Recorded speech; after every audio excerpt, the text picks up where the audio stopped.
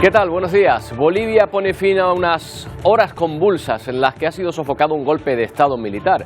El presidente Luis Arce había cesado 24 horas antes al que era su militar más cercano, el jefe del ejército, Juan José Zúñiga, por sus constantes críticas al expresidente Evo Morales. Y era Zúñiga quien comandaba el tanque que irrumpió en la sede del gobierno con la intención de derrocarlo. Porque Bolivia merece su democracia que se ha ganado en las calles y con sangre, hermanos. ¡Golpista! Y le pregunto, ¿sacamos los blindados? Saca. ¡Comandante! ¡El pueblo no se calla! Esta vez el golpe no salió adelante. Bolivia está tristemente acostumbrada a gobiernos que acaban antes de tiempo por motivos como este. Ocurrió por última vez en 2019, cuando Evo Morales incluso tuvo que abandonar el país. Luis Arce, que había sido ministro de Economía con Morales, ya tiene también su golpe. El presidente por ahora sale reforzado, con una nueva cúpula militar, el apoyo sin fisuras de gobierno y oposición y también un mayor respaldo en la calle. ¡Y con sangre, hermanos! Fueron horas tensas las que se vivieron en la capital de Bolivia, en La Paz, anoche, hasta que el presidente Luis Arce conseguía devolver el control y acabar con el intento de golpe de Estado. Vuelva a las órdenes y lleve toda la policía militar a sus cuarteles en este momento. No puede ser eso, no puede ser el desprecio, tanto desprecio, tanta lealtad. Lo que usted está haciendo porque el pueblo boliviano no se lo puede permitir. Esa charla, uno de los momentos más significativos de las difíciles horas que se vivieron ayer. Las cámaras registraron la discusión, tensa discusión que mantuvo con el destituido jefe del ejército, Juan José Zúñiga. El presidente le ordenaba que replegara a sus soldados y aparentemente el general del ejército se negaba. Minutos después, el militar abandonó el edificio. Mediodía del miércoles, este mensaje del presidente de Bolivia pone a todo un país en alerta. Luis Arce advierte del avance de vehículos militares hacia la capital. Soldados fuertemente armados y vehículos blindados se concentran en torno a la Plaza Murillo. El país hoy está enfrentando un intento de golpe de Estado. Arce comparece ante la nación para confirmar que intentan derrocarle. Pide a los bolivianos que se movilicen por la democracia. El presidente maniobra y nombra en una ceremonia expresa una nueva cúpula militar para atajar el golpe de Estado. Ordeno que todo el personal que se encuentra movilizado en las calles debe retornar a sus unidades. Miren dónde nos han llevado. Nuestros niños no tienen futuro. En la misma puerta del Palacio Presidencial, el ya ex general Juan José Zúñiga, destituido solo un día antes, se erige como cabecilla del golpe. Instantes después, este vehículo blindado embiste varias veces contra la entrada del Palacio Presidencial. Dos militares en ese momento ingresan. Se produce entonces un cara a cara entre Arce y Zúñiga. Vuelva a las órdenes y lleve toda la policía militar a sus cuarteles en este momento. El mandatario boliviano le pide que desista. La calle se subleva ante los militares que apoyan a Zúñiga. ¡Gracias, pueblo boliviano! El presidente Arce les pide resistir y lo logran. Una gran multitud hace retroceder a los golpistas. Los medios de comunicación captan el momento en el que Juan José Zúñiga es detenido por el ejército horas después. Tenemos el control total y absoluto. El ministro de Defensa confirma que el golpe ha sido fallido. El general rebelde, ya detenido, es exhibido ante los medios de comunicación. Vamos a hacer todos los esfuerzos para que estas personas sean sentenciadas mínimamente por los delitos de alzamiento. Le acompañan también otros militares que le ayudaron a liderar el intento de golpe de Estado. Una calma tensa regresa a la céntrica Plaza Murillo de La Paz a última hora del miércoles. Llama mucho la atención, ¿verdad?, cómo se exponen a los detenidos normalmente en algunos países de esta manera, ante la prensa, ¿no?, como trofeos prácticamente. Vamos a tratar de dar las claves sobre lo que ha ocurrido en Bolivia. Miguel Paradelas, profesor de Relaciones Internacionales de la Universidad Pontificia de Comillas. ¿Qué tal, Miguel? Buenos días. Hola, buenos días. Bueno, a ver si nos aclara un poco la situación. En primer lugar, el ex jefe del ejército acusa al presidente Arce de haber organizado él mismo este golpe, a modo de teatrillo, dice, para aumentar su popularidad. ¿Cómo se entiende esto? Efectivamente. Bueno, lo primero que tenemos que tomar en cuenta es que esto ha pasado hace muy poquito, hace muy pocas horas. Todavía necesitamos comprender, bueno, de dónde viene este intento de golpe, quiénes estaban detrás, quiénes lo organizaron, aunque fuera intelectualmente, y también un poco qué querían, ¿no? Porque, bueno, el comportamiento de Zúñiga puede definirse en ciertos puntos como errático, ¿no? Entra con una tanqueta en la Casa Grande del pueblo, pero se queda allí, entra a dialogar y luego retrocede y al final se acaba retirando, ¿no? Parece que, bueno, él tenía ciertas expectativas, ciertas ideas, pero tampoco sabemos exactamente cuáles claro, fueron. Miguel, es raro porque, a ver, si alguien está dando un golpe de Estado y se enfrenta cara a cara con a quien se lo está dando, ¿no? Y el otro le da una orden y se retira, pues, no sé, resulta extraño. Es verdad que la actitud es un poco rara, ¿no?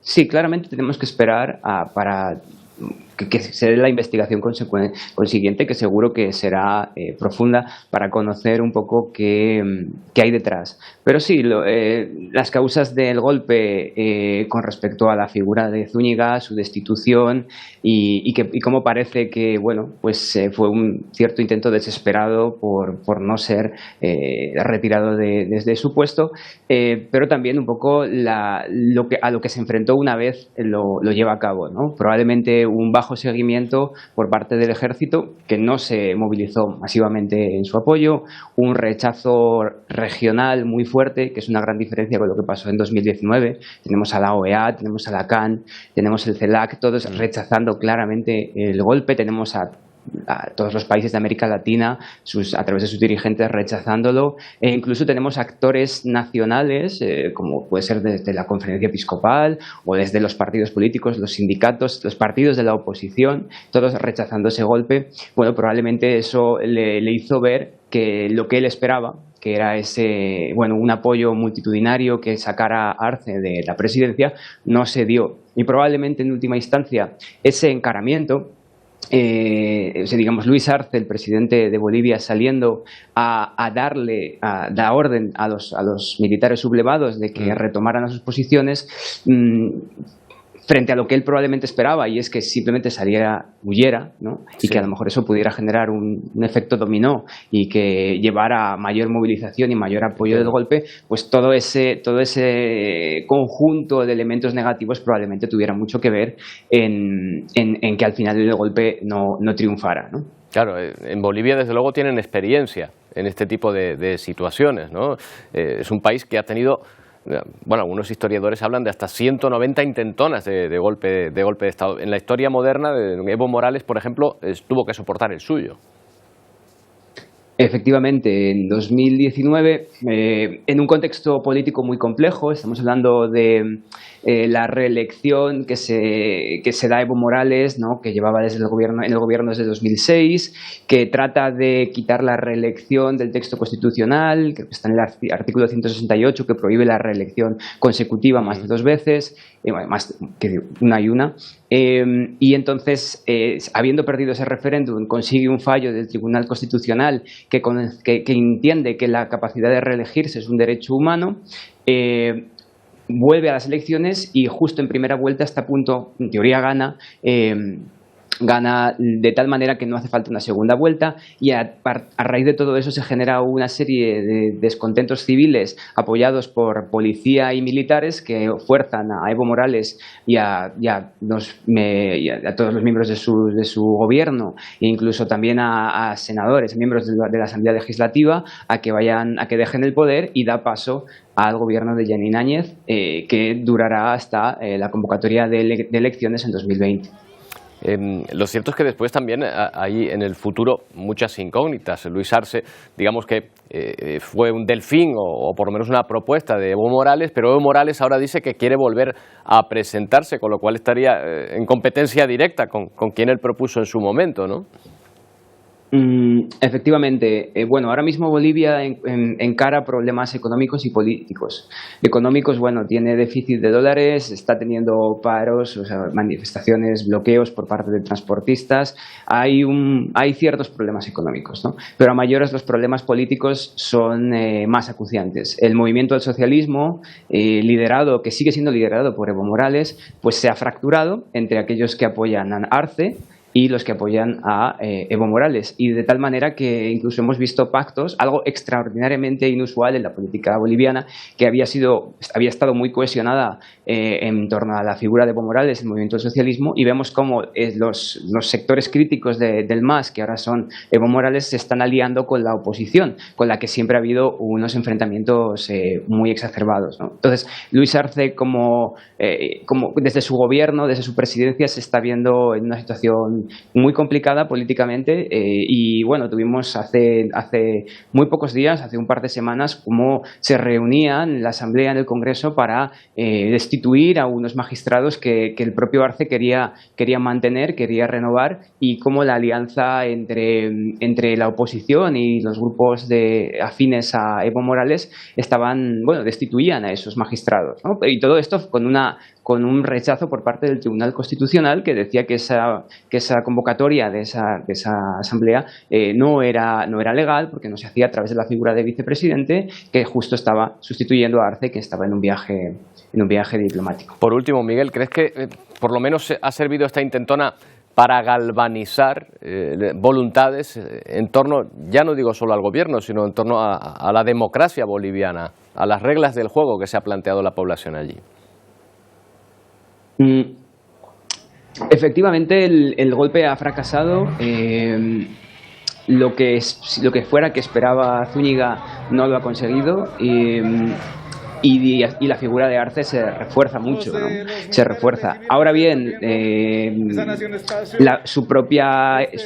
los problemas subyacentes siguen ahí, y seguirá teniendo que pelear con Evo Morales, con una oposición que se está fortaleciendo, y con otra serie como ya he dicho, de problemas de tipo económico. Pero sí queda bastante claro, a expensas de ver cómo aterriza toda esta situación política y este intento de golpe, pero sí parece que la democracia boliviana va a quedar fortalecida por el compromiso unánime que se vio a nivel regional, a nivel nacional, de todos los actores políticos, con el compromiso con el funcionamiento democrático. Bueno, pues esperemos que sea así. Miguel Paradelas, muchas gracias por habernos atendido. Buenos días. Buenos días, gracias. Muy cerca de allí, el expresidente de Honduras, Juan Hernández, ha sido condenado a 45 años de prisión. Se considera probado que se asoció durante más de 10 años con narcotraficantes de quienes aceptó sobornos. Nos lo cuenta Ronan Suark desde Nueva York. 45 años de prisión más 5 años de libertad vigilada fue lo que recibió finalmente el expresidente de Honduras, Juan Orlando Hernández, por haber sido sentenciado por el juez Castells luego de haberse confirmado su relación durante el poder como presidente de ese país relacionado con los grupos narcos. Aseguraron a través de esta sentencia que transformó su poder político y judicial en un estado narco. De esa manera lo determinó la justicia. Recordemos que en el mes de marzo el veredicto fue por parte de un tribunal, luego la sentencia en el día de hoy, con 45 años de prisión efectiva que deberá estar realizando en la ciudad de Nueva York. Ahora está alojado en una cárcel de Brooklyn. Su abogado aseguró que van a intentar apelar. Recordemos que también le han impuesto una multa de $8 millones que tiene que pagar o aceptar el Estado de la ciudad de Nueva York, poner la posibilidad de los abogados para realizar justamente estas apelaciones a la sentencia que se le ha otorgado al expresidente de Honduras. Además, había hablado frente al juez Castel. Él habló y aseguró que la verdad se sabrá en algún momento y pondrá en peligro el sistema judicial de los Estados Unidos. Había insistido a partir de una carta asegurando que era una persecución judicial de los Estados Unidos, pero que además era una venganza de los grupos narcos que él había perseguido durante su gestión como presidente. Desde la ciudad de Nueva York, Ronen Suark para Alianza Informativa Latinoamericana, Voz de América. Y el fundador de Wikileaks, Julian Assange, ha pasado ya su primera noche en Australia, su país natal. Aterrizó hace menos de 24 horas en el aeropuerto de Canberra. Procedía de las Marianas, el archipiélago estadounidense donde aterrizó para firmar su declaración de culpabilidad ante una jueza. Assange reconoce que violó las leyes de espionaje de Estados Unidos con la famosa publicación de las filtraciones, pero obtiene su libertad después de casi 14 años, perseguido por la justicia estadounidense. Alguien que sabe bien de este periplo es Aitor Martínez Jiménez, su abogado. ¿Qué tal, Aitor? Buenos días. ¿Qué tal? Muy buenos días. Gracias por atendernos, Aitor. Reconocerse culpable después de 5 años de cárcel, más de 7 en la Embajada de Ecuador en Londres encerrado, ¿es un triunfo o una derrota? ¿Cómo debemos leerlo? Bueno, en primer lugar, hay que recordar que en el distrito este de Virginia, a Julian Assange se le acusaban por 18 cargos, 17 de los cuales se enmarcaban bajo la ley de espionaje, una norma anacrónica de Estados Unidos de 1917 que se aprobó en el marco de la Primera Guerra Mundial para perseguir a espías en territorio norteamericano y que no registra precedente de aplicación contra un periodista. Por lo tanto, este acuerdo debe ser visto indiscutiblemente como una victoria, ya que pone fin a un larguísimo proceso de casi 14 años de duración, y cualquiera que lea el acuerdo verá que los hechos que se describen en el único y exclusivo cargo por el que Julian Assange ha aceptado su culpabilidad son hechos que describen el ejercicio del periodismo y que en ninguna jurisdicción del mundo serían considerados espionaje. Por lo tanto, contentos de que se haya cerrado finalmente este caso, que ya se había convertido en una condena para Julian Assange de casi 14 años de privación de libertad, y felices de ver cómo ha llegado a Australia, se ha abrazado con Stella Assange y se ha encontrado con sus 2 hijos. A mí me llama la atención que una de las acusaciones sea recibir información de fuentes y publicarla posteriormente. ¿Es esto delito en Estados Unidos? ¿Hay una ley que lo establezca así? Bueno, en Estados Unidos la libertad de prensa está reconocida en la primera enmienda de la Constitución. Sí, además es uno de los países que tiene mayor tradición garantista con la libertad de prensa. Por eso me llama la atención, ¿no?, esa contradicción. De hecho, existen casos emblemáticos en Estados Unidos, como el Watergate, por ejemplo, cuyos periodistas fueron incluso premiados con el Pulitzer, o el caso de los papeles del Pentágono, donde periodistas de The Washington Post publicaron información que provenía del Departamento de Defensa relativa a la guerra de Vietnam y jamás fueron procesados por ello. Pero 50 años después hemos visto desde Estados Unidos una de las principales y más brutales agresiones a la libertad de prensa y a la propia primera enmienda norteamericana, imputando nada más y nada menos que bajo la ley de espionaje a un periodista que simplemente publicó información veraz proveniente de fuentes legítimas y que además acreditaba la comisión de gravísimos crímenes de guerra. Y ese es el precedente peligroso de este caso, porque Estados Unidos erige la doctrina de la seguridad nacional para tratar de esconder detrás del velo de la seguridad nacional crímenes de guerra. Claro, la cuestión entonces que diferencia, digamos, el espionaje del periodismo, permítame esta reducción tan simple, es el material del que se habla, es decir, es el contenido de lo que se publica.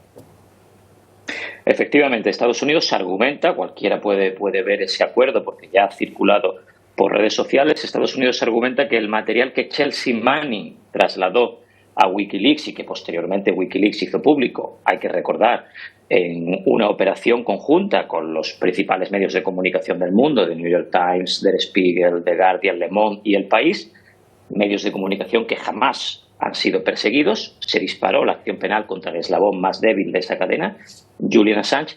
Ese material, los Iraq War Logs y los Afghan War Diaries, reflejaban la comisión de gravísimos crímenes de guerra. Estoy seguro que todos recordaremos, por poner un solo ejemplo, ese helicóptero que sobrevolaba un barrio de Bagdad y disparó indiscriminadamente contra civiles desarmados, entre otros 2 periodistas de Reuters. Pero es que después un padre que va a llevar a sus hijos al colegio y que para socorrer a los heridos es también tiroteado, matando al padre y dejando gravemente heridos a los niños. Estados Unidos no puede erigir la seguridad nacional para esconder la comisión de crímenes de guerra, porque los militares que cometieron esos crímenes de guerra jamás han sido investigados, ni siquiera sancionados.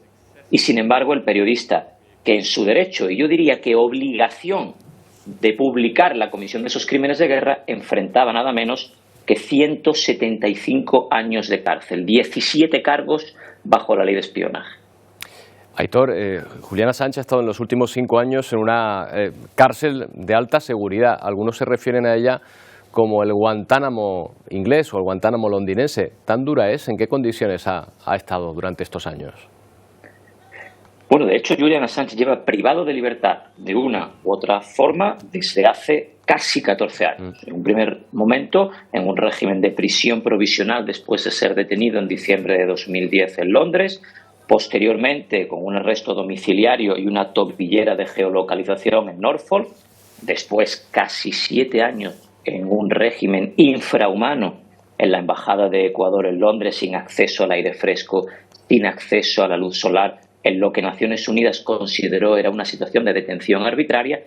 Y efectivamente, por último, en un régimen penitenciario de máxima seguridad, durísimo, por más de 5 años en la prisión de Belmarsh, que efectivamente es conocida como la Guantánamo británica. Por lo tanto, estos 14 años han tenido un impacto enorme, que yo diría que además es en gran medida ya irreparable, en la salud física y mental de Julian Assange.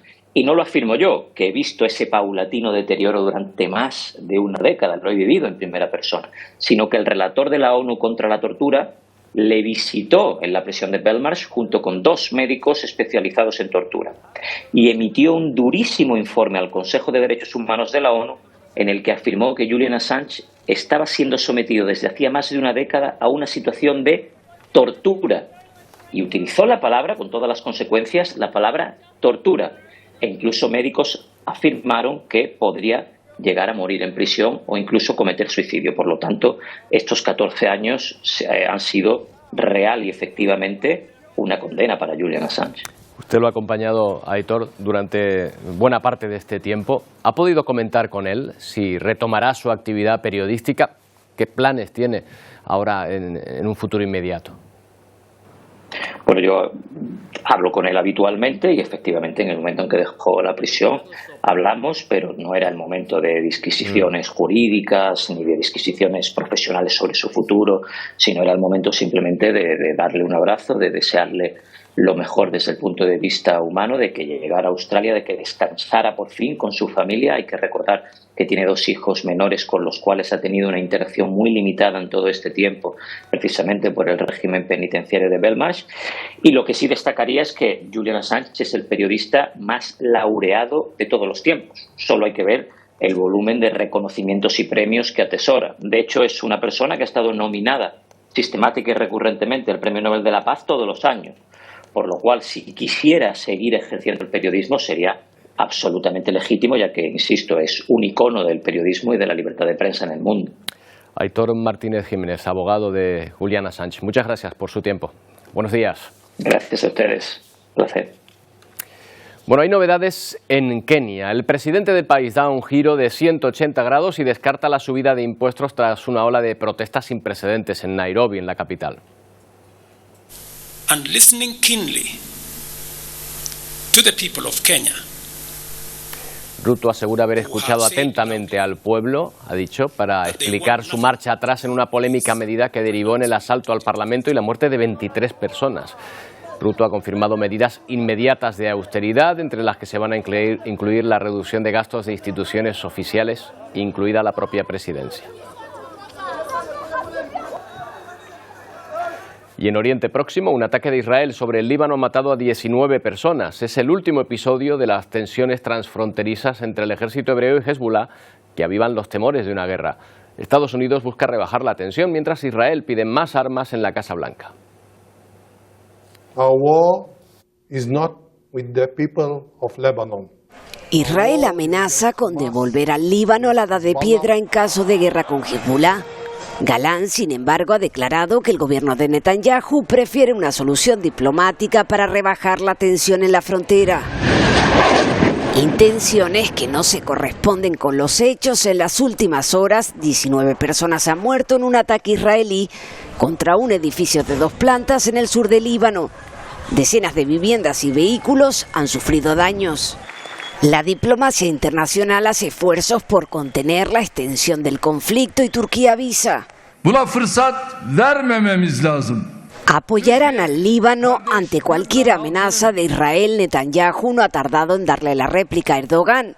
El primer ministro israelí ha vuelto a visitar a las tropas en el norte,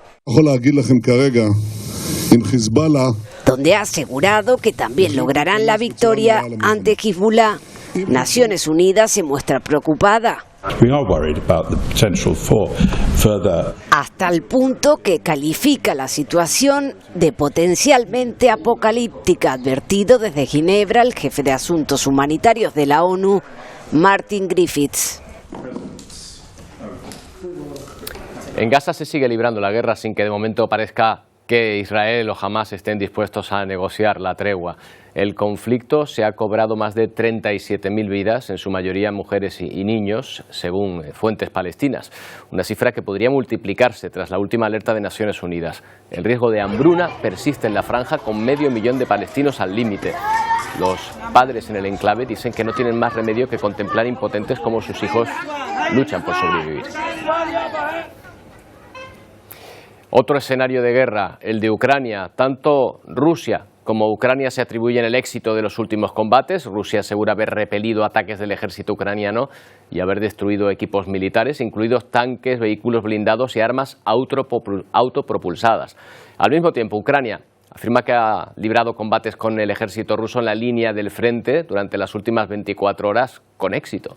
En la región de Kharkov, las fuerzas rusas lanzaron 7 ataques, pero todos fueron repelidos, según Ucrania, por sus fuerzas.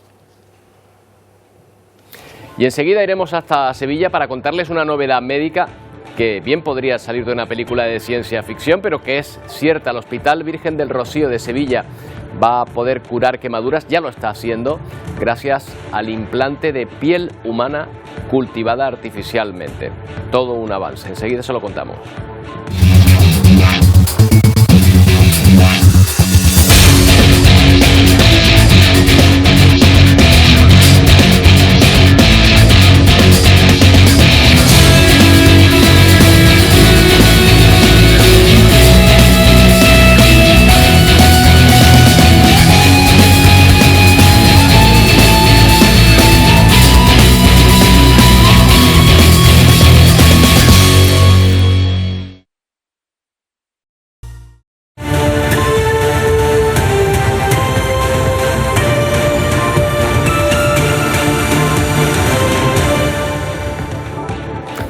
El primer debate de las elecciones presidenciales estadounidenses tendrá lugar hoy.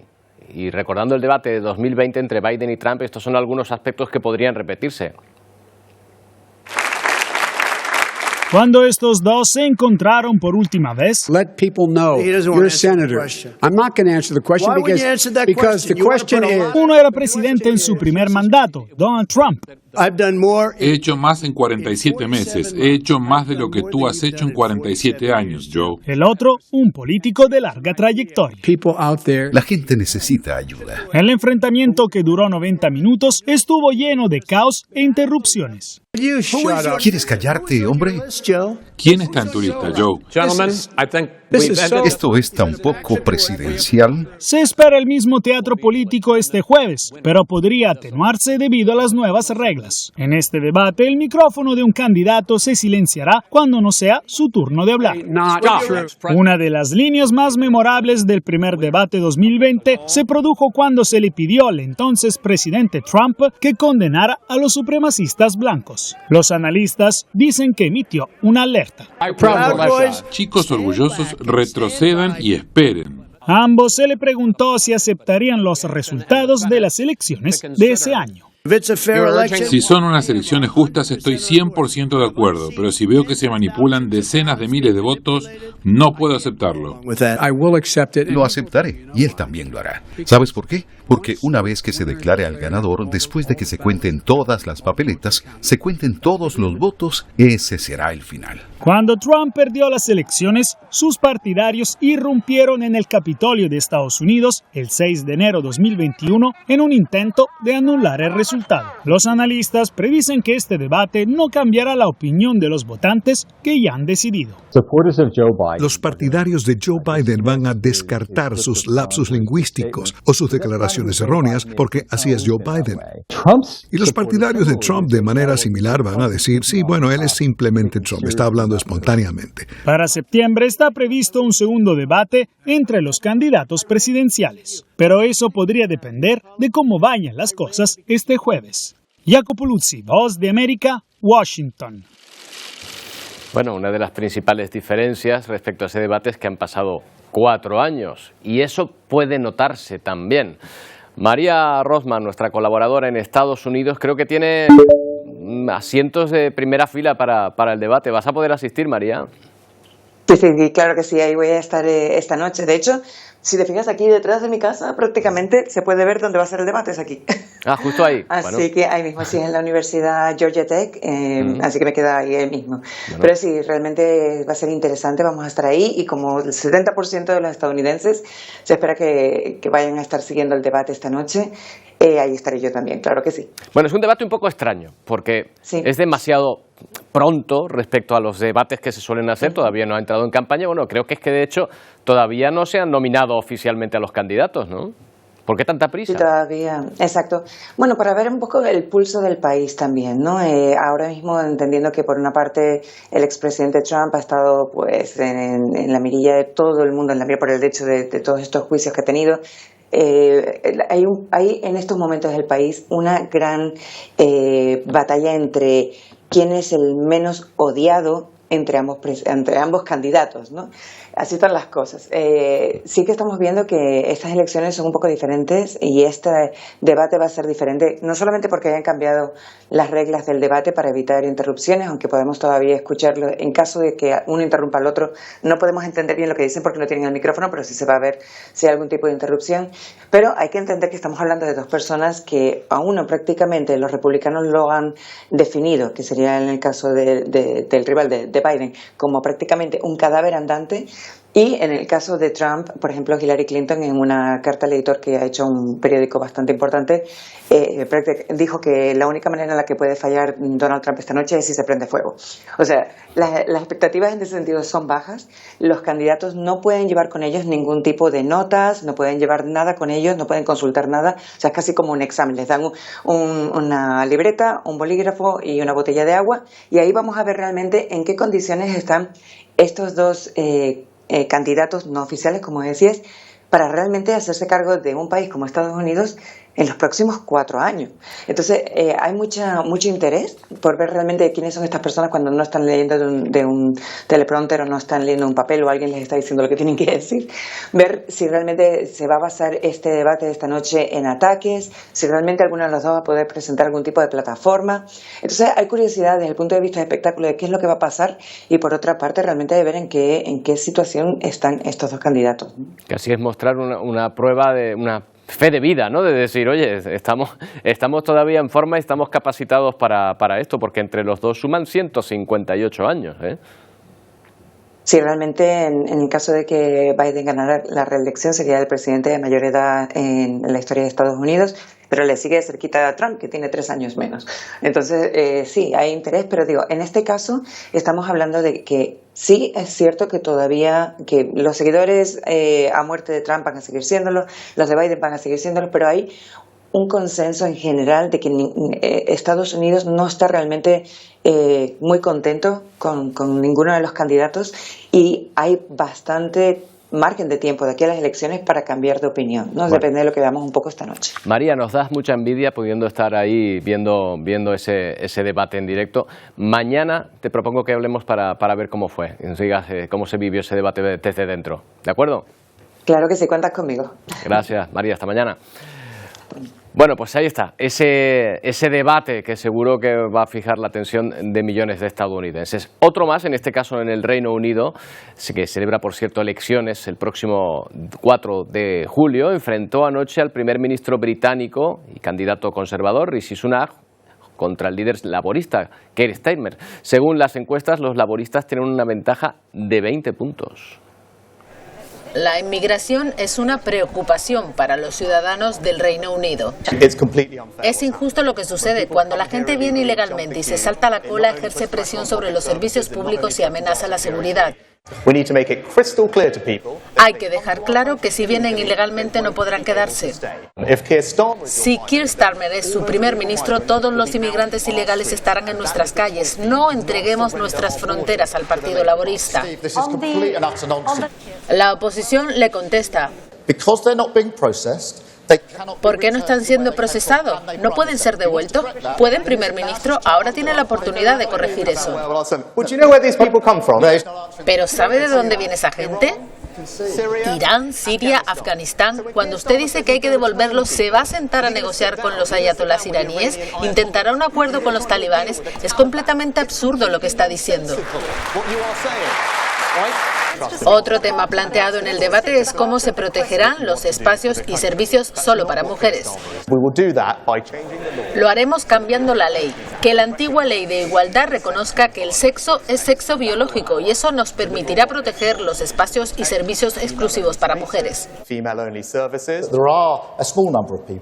Un pequeño número de personas nace en un género con el que no se identifica. Los trataré como trato a todos los seres humanos, con dignidad y respeto. Una encuesta rápida ha asegurado que este debate fue un empate. Sin embargo, los laboristas tienen una amplia ventaja en intención de voto y pueden terminar con 14 años de gobierno conservador. Bueno, pues lo sabremos el próximo 4 de julio. Y ahora una investigación que tiene lugar en el Hospital Virgen del Rocío de Sevilla, que se ha convertido en el primero en España en ser autorizado por la Agencia Española del Medicamento para generar piel artificial mediante una pequeña extracción de piel sana para su aplicación en grandes quemados. En la presentación de este hito participó un paciente que recibió el tratamiento. Él tenía el 63% de su cuerpo quemado. Ha dicho que funciona y que le permite una vida totalmente normal, con ligeras precauciones. He tenido la oportunidad de poder hacer muchas más cosas que antes, mucho más deporte, ningún tipo de limitación a nivel, bueno, las cicatrices, pero digo, a nivel funcional, de todo lo que yo leía, porque evidentemente cuando no tienes ni idea, pues lees los grandes quemados, los injertos de piel. Una vez me pusieron la piel cultivada, todo eso fue, pues, se quedó en nada. Francisco Rodríguez Vela es especialista en medicina estética y cirugía plástica en la unidad de quemados del Hospital Universitario Virgen del Rocío en Sevilla. ¿Qué tal? Buenos días. Bueno, lo primero es darle la enhorabuena. Buenos días, muchas gracias. En pocas palabras, ustedes lo que hacen es extraer una pequeña muestra de piel sana y después la multiplican, ¿no? Para digamos, cultivar esa piel que se pueda aplicar sobre el paciente. ¿Es así? Nosotros en la unidad de quemado extraemos esa muestra la mandamos a Granada, que es donde está el laboratorio, y allí se amplifica. Hacemos cultivos celulares, tanto de los queratinocitos como de los fibroblastos. Y después, tras 3-4 semanas, vuelve a Sevilla y implantamos esa piel amplificada, no esa piel artificial, que es del propio paciente. Claro, porque antes lo que se hacía era extraer piel de una parte del cuerpo para ponerla sobre otra. ¿Es así? Claro, es así. Lo que pasa es que eso tiene una cantidad muy limitada.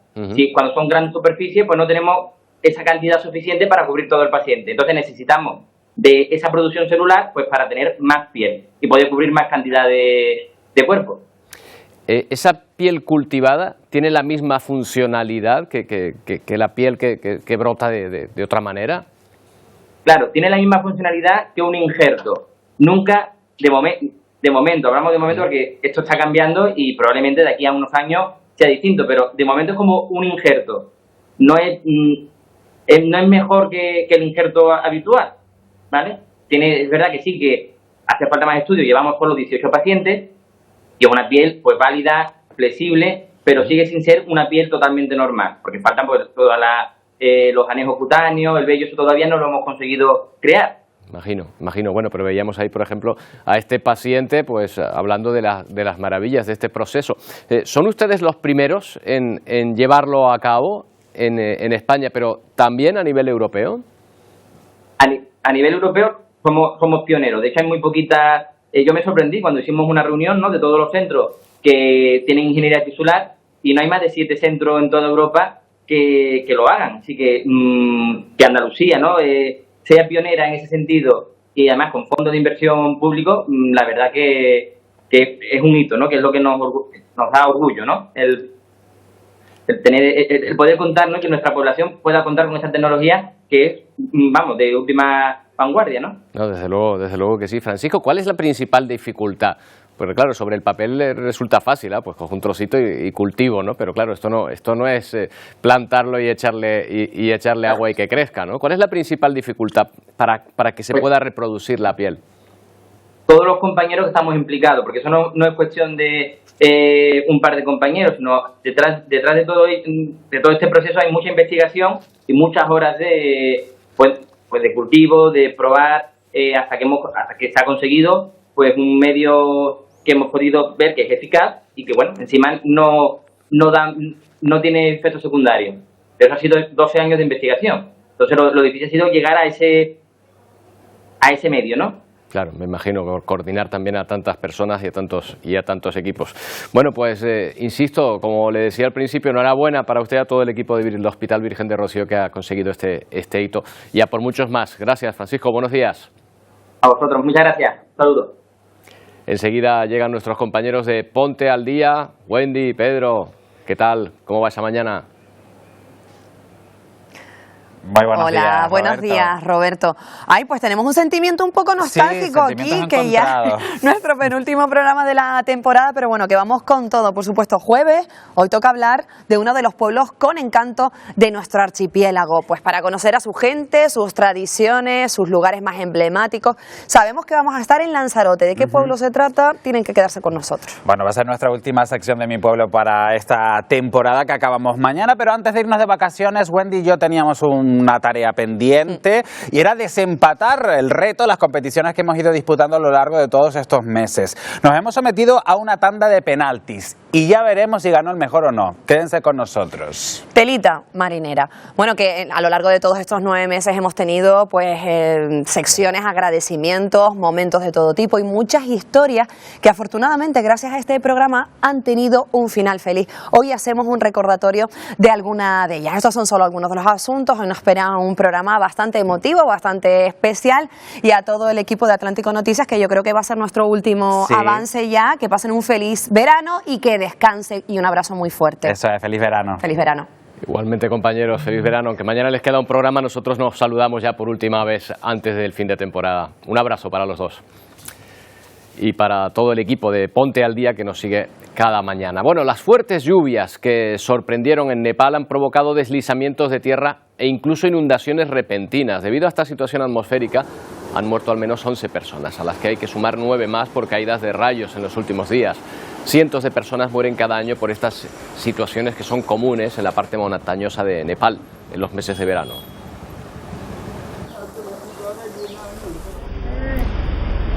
Y van a ver el momento en que una casa se derrumba por un acantilado hacia el río Blue Earth en Minnesota. Según medios locales, durante más de 50 años ahí vivió una familia. Decenas de vecinos vieron cómo esa casa caía al río y se iba, bueno, prácticamente navegando hasta el final de esa presa, que debido a las lluvias y a las inundaciones ha acumulado, aparte de esa casa, ya se imaginarán, muchísimos escombros.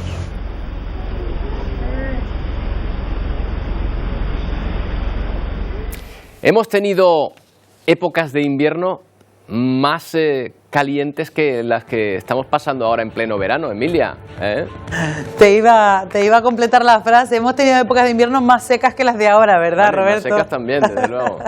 Pues sí, la verdad es que estamos teniendo un mes de julio, que casi lo estamos terminando, pues bastante húmedo. Seguramente este no pasará a la historia por ser de los más calentitos. Vamos a ver qué tenemos para las próximas horas. Lo primero, una dana que va a marcar y condicionar el tiempo. Fíjense esas tormentas que se están generando en el suroeste peninsular, la tenemos ya en el entorno del Golfo de Cádiz. A nosotros nos influye en forma de nubosidad de tipo bajo, pero ciertamente aquellos que vayan a viajar a la península durante las próximas horas y también durante los próximos días se van a encontrar con un tiempo muy inestable en el centro y sur peninsular, sobre todo hacia el nordeste, con tormentas importantes. Ya hemos visto ayer o antes de ayer el reventón húmedo, por ejemplo, en Madrid. En el archipiélago, de momento, esa nubosidad hoy se concentra en la cara norte de las islas. A esta hora de la mañana ya ha dejado alguna precipitación, la mitad casi que ayer, porque ayer teníamos 8 litros en la laguna, hoy tenemos 2 litros, ayer teníamos 6 litros en Barlovento, en la isla de La Palma, hoy no llegan a 3, salpicado algunas gotitas también en Lanzarote, nubosidad baja extendiéndose por todo el archipiélago, pero es verdad que hoy con más claros que los que teníamos ayer, y esa va a ser la tónica de cara al fin de semana. En definitiva, se van a reducir esas nubes. La Dana va a ir, ahí lo tenemos a 3.000 metros de altitud, ahí lo ven ese punto verde, incluso amarillo que tenemos, es el recorrido de la Dana, que va a hacer que el viento aquí en el archipiélago ya gire y nos llegue desde el oeste e incluso desde el suroeste. El núcleo de este aire que tenemos nosotros encima no es tan frío, no es tan inestable como el que tienen en la península. Eso a 3.000 metros. Si bajamos y nos centramos a 800 metros, ahí tenemos viento de componente norte que va a girar al nordeste y con temperaturas que durante este fin de semana van a subir ligeramente, sobre todo desde Tenerife hacia la mitad oriental. Así que esperamos un fin de semana con temperaturas más cálidas, un ascenso térmico que va a ser bastante más notable de cara a la semana que viene, el día 3 o el día 4. Vamos a ver la previsión de precipitaciones porque también se reduce la probabilidad y como mucho tendremos durante la madrugada del jueves al viernes y del viernes al sábado, pues esto que ven, pequeños núcleos que podrían dejar en el nordeste de Tenerife, norte de Gran Canaria e incluso en la isla de Lanzarote, nada significativo. Así pues, para mañana viernes lo que cabe esperar es nubosidad por la cara norte de las islas, a primera hora también intervalos nubosos en el sur, más despejado estará el sur de Gran Canaria, el sur de Fuerteventura y durante la segunda mitad del día también se abrirán grandes claros en el sur del resto de las islas. Con viento que también tiende a amainar, ha soplado con intensidad estos días, pues tiende a amainar ligeramente del nordeste y con temperaturas prácticamente sin cambios, aunque a partir de mañana viernes suben ligeramente de sábado a domingo. Situación marítima se mantiene con fuerte marejada en las costas del norte y marejadilla en las costas del sur. Así que nos espera un fin de semana, un avance de fin de semana, Roberto, un poquito más calentito, pero ya te adelanto que la semana que viene, del 3 o el 4, sí que vamos a notar el ascenso térmico, sobre todo en las medianías. Claro, ya estamos ya en el mes de julio, ahí ya, pues bueno, será normal, ya va tocando, exactamente. Gracias, Emilia. Hasta mañana. Nos vamos con la danza, como arte de expresión, pero también como medio reivindicativo. Estudiantes de ballet se deslizaron en la orilla del Támesis, en Londres, para generar sentimientos de esperanza ante, dicen, el cambio climático. La actuación, que contó con jóvenes bailarines de la Escuela Central de Ballet de Londres, forma parte de la Semana de la Acción Climática de la capital del Reino Unido. Así les dejamos. Volvemos mañana a partir de las 11 en una nueva edición de Atlántico Noticias. Adiós.